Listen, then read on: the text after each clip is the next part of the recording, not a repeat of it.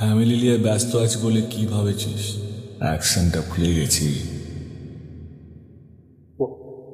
So guys, আজকে আমরা আলোচনা করব দেবদার মুভি ধূমকেতু ভার্সেস দেবদার মুভি খাদানের টোটাল 12 দিনের বক্স অফিস কালেকশনকে নিয়ে। খাদান মুভিটা তার 12 দিনে এসে কত টাকা বক্স অফিস কালেকশন করেছিল এবং ধূমকেতু মুভিটা তার 12 দিনে এসে কত টাকা আয় করলো।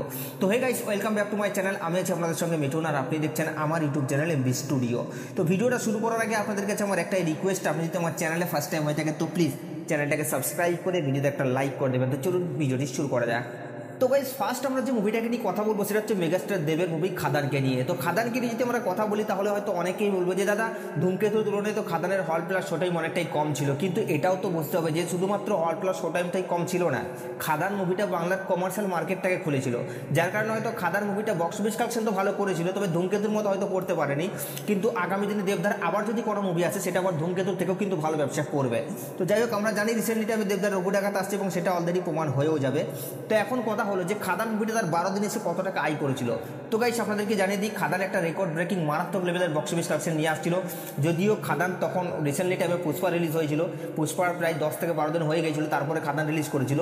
তো পুষ্পাকে জোর কদমে টক্কর দিয়ে কিন্তু খাদান যে বক্স অফিস কালেকশনটা নিয়ে এসেছিল সেটাও কিন্তু কোনো অংশেই কম নেই ভাই, আলাদাই খেলা দেখাচ্ছিল খাদান। যদিও আবার হল প্লাস শো টাইম কম ছিল, দেবদা হল প্লাস শো টাইমের জন্য অনেক লড়াই করেছে এবং দেবদা কী লেভেলের প্রমোশন করছিল সেটা আমরা সকলেই জানি।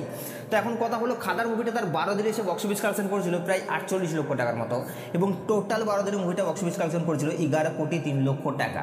তো গাইস, এই মুভিটার বক্স অফিস কালেকশন নিয়ে আপনাদের কি মতামত নিজের কমেন্টে অবশ্যই জানাবেন।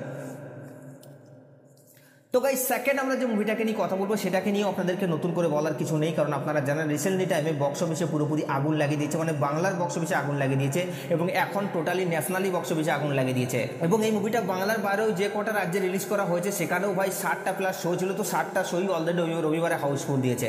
তো এটাকেই বলে একটা মেগাস্টারের পাওয়ার। দেবদার রীতিমতো ভালোই খেলা দেখাচ্ছে ধূমকেতুকে নিয়ে এবং ধূমকেতুর বক্স অফিস কালেকশন কিন্তু কোনো রকমের ড্রপ দেখা দিচ্ছে না এবং এটাকেই বলে একটা মেগাস্টারের পাওয়ার। দেবদা ভাই আলাদাই খেলছে। তো আশা করি আগামী দিনে যে বক্স অফিসের টার্গেটটা ছিল ধূমকেতুকে দিয়ে সেটাকে অলরেডি ক্রস করে যাবে, কারণ ধূমকেতুর ক্রেজ কিন্তু এখনও কিছুতেই কমছে না, অলরেডি 12 দিন হয়ে গেছে। আশা করি ধূমকেতুর যে টার্গেট ছিল সেই টার্গেটটাকে খুব জলদি কিন্তু ক্রস করবে। তো এখন কথা হলো যে ধূমকেতু মুভিটা তার 12 দিনে এসে কত টাকা বক্স অফিস কালেকশন করছে। তো গাইস, ধূমকেতু মুভিটা তার 12 দিনে এসে বক্স অফিস কালেকশন করছে প্রায় 93 লক্ষ টাকার মতো এবং টোটাল 12 দিনে মুভিটা বক্স অফিস কালেকশন করেছে 21,96,00,000 টাকা। তো গাইস, এই দুটো মুভির বক্স অফিস কালেকশন নিয়ে আপনাদের কি মতামত নিজের কমেন্টে অবশ্যই জানাবেন।